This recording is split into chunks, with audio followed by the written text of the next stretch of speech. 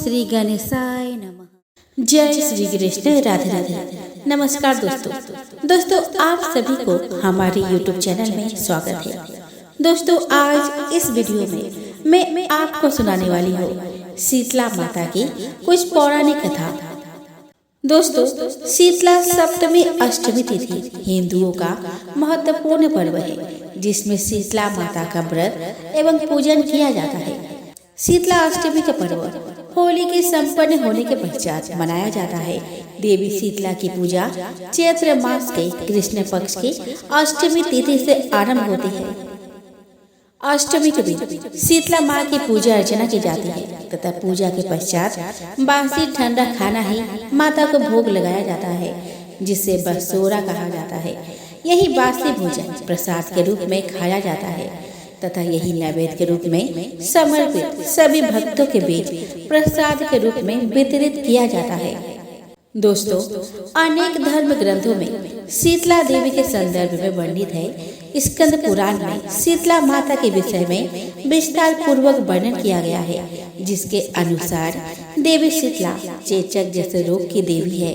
ये हाथों में कलश सूप मार्जन तथा नीम के पत्ते धारण किए होती है तथा गरुड़ की सवारी किए यह अभय मुद्रा में विराजमान है।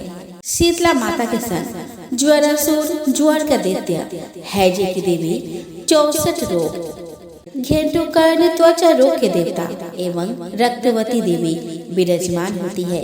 इसके कलश में दाल के दाने के रूप में विषाणु या शीतल स्वास्थ्य वर्धक एवं रोगाणुनाशक जल होता है।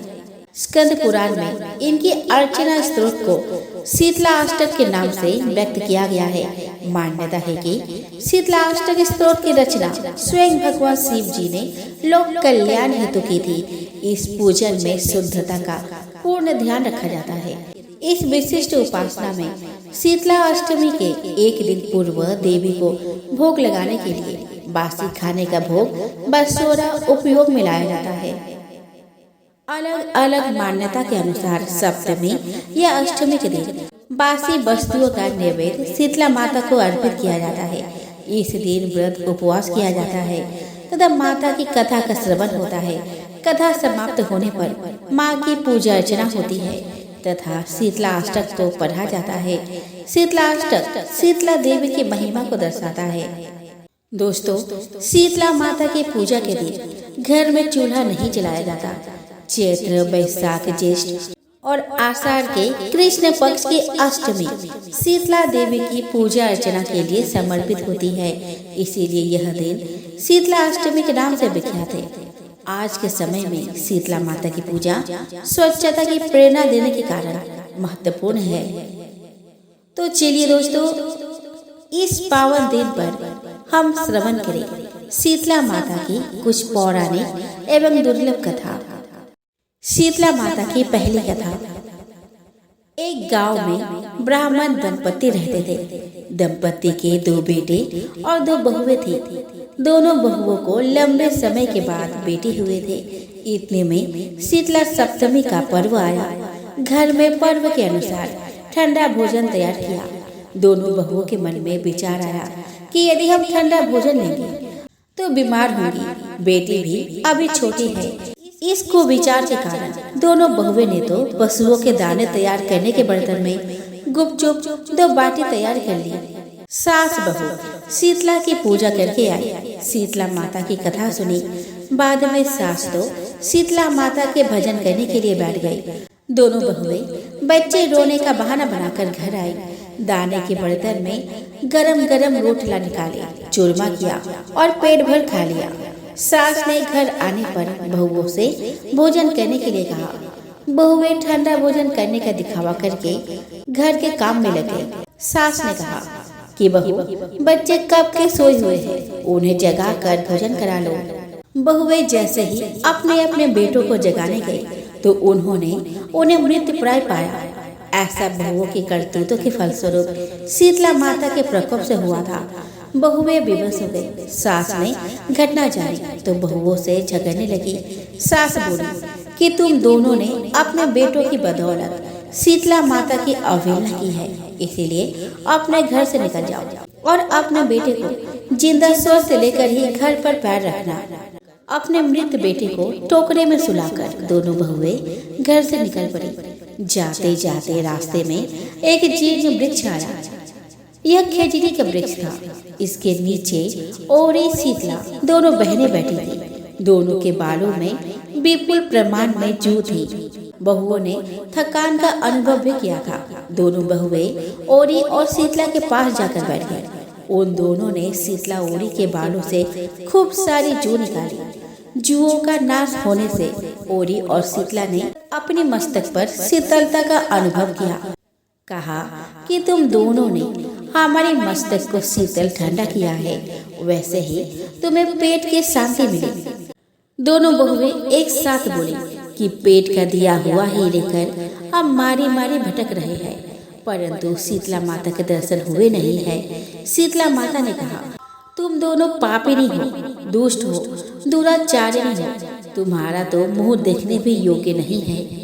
शीतला सप्तमी के दिन ठंडा भोजन करने के बदले तुम दोनों ने गर्म भोजन कर लिया था। यह सुनते ही बहुओं ने शीतला माता जी को पहचान लिया। देवरानी जेठानी ने दोनों माताओं का वंदन किया। गिड़गिड़ाते हुए कहा कि हम तो भोली भाली है, अनजाने में गरम खा लिया था। आपके प्रभाव को हम जानते नहीं थे। आप हम दोनों को क्षमा करें।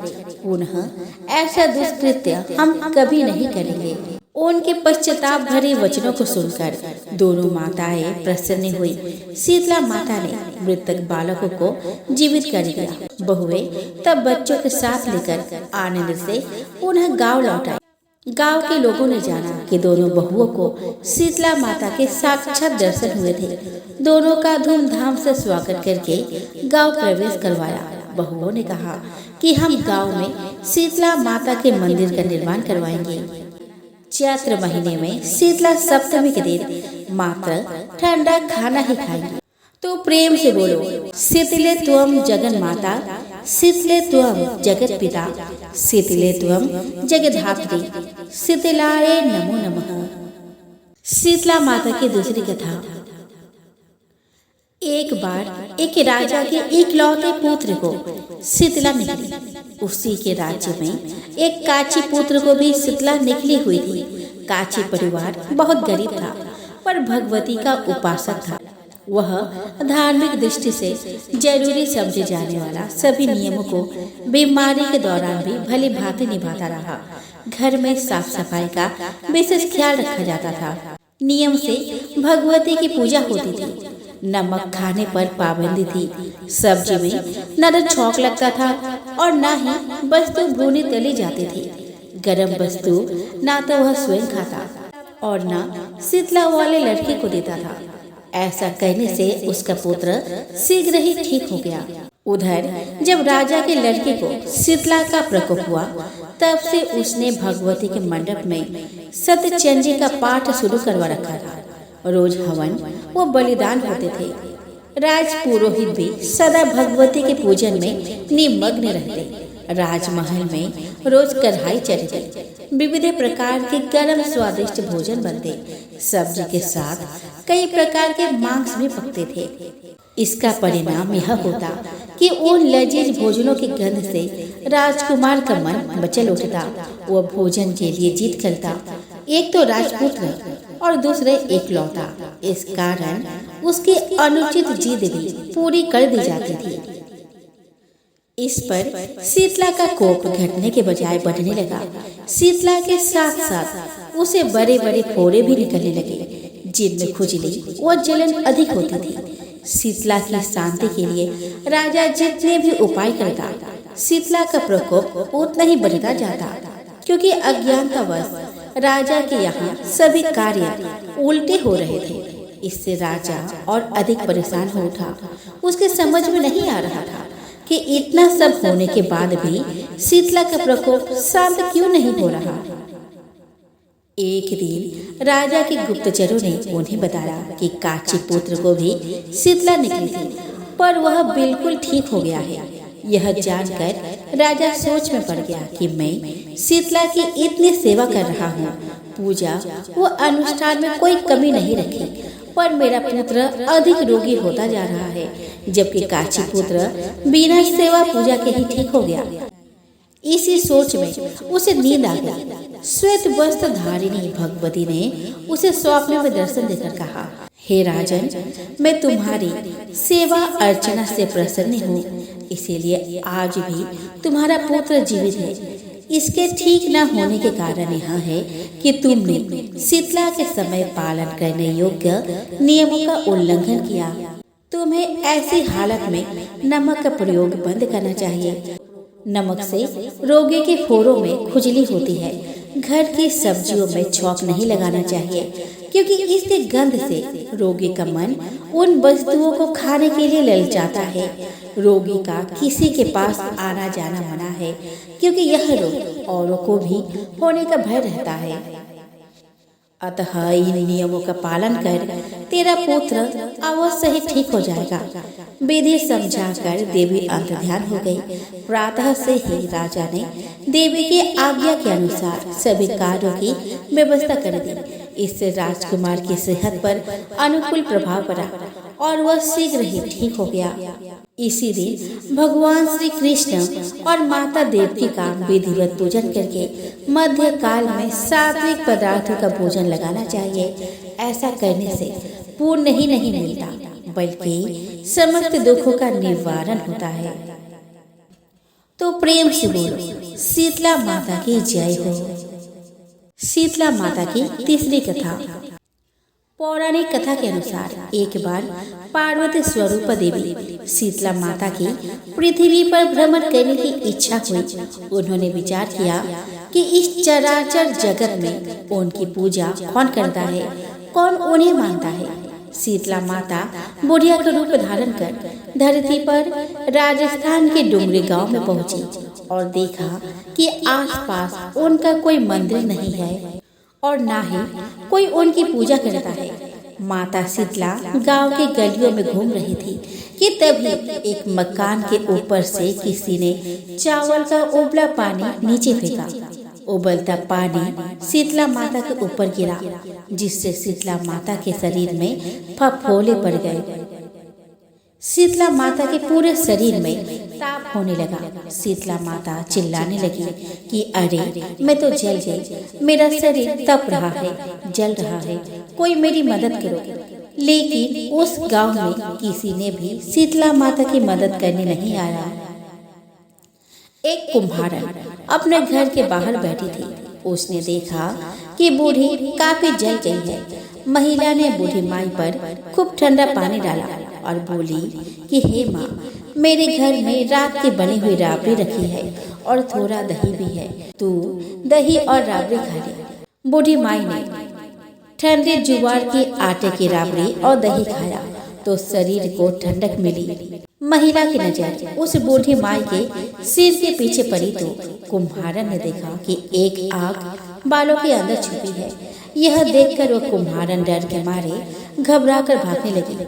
इसी दौरान उस बूढ़ी माई ने कहा कि रुक जा बेटी, तू डर मत, मैं कोई भूत प्रेत नहीं, मैं शीतला देवी हूँ। मैं तो इस धरती पर यह देखने आई थी कि कौन मुझे मानता है और कौन मेरी पूजा करता है। इतना कह माता चार भुजा वाले हीरे जवाहरत के आभूषण पहने, सिर पर स्वर्ण मुकुट धारण किए अपने असली रूप में प्रकट हो गई। माता के दर्शन कर महिला सोचने लगी कि अब मैं गरीब इस माता को कहाँ बैठाऊं। उसने देवी से कहा, मेरे घर में तो आपको बैठाने तक का स्थान नहीं है, आपकी सेवा कैसे करूं? शीतला माता प्रसन्न होकर उस महिला के घर में खड़े गधे पर बैठ गई। उन्होंने एक हाथ में झाड़ू तथा दूसरे हाथ में डलिया लेकर महिला के घर की दरिद्रता को झाड़कर डलिया में भरकर फेंक दिया। साथ ही महिला से वरदान मांगने को कहा। महिला ने हाथ जोड़कर कहा कि माता, मेरी इच्छा है कि आप इसी गांव में स्थापित होकर रहो। होली के बाद की अष्टमी को जो भी भक्ति भाव से पूजा कर आपको ठंडा जल, दही व बासी ठंडा भोजन चढ़ाए, उसके घर की दरिद्रता को दूर करो।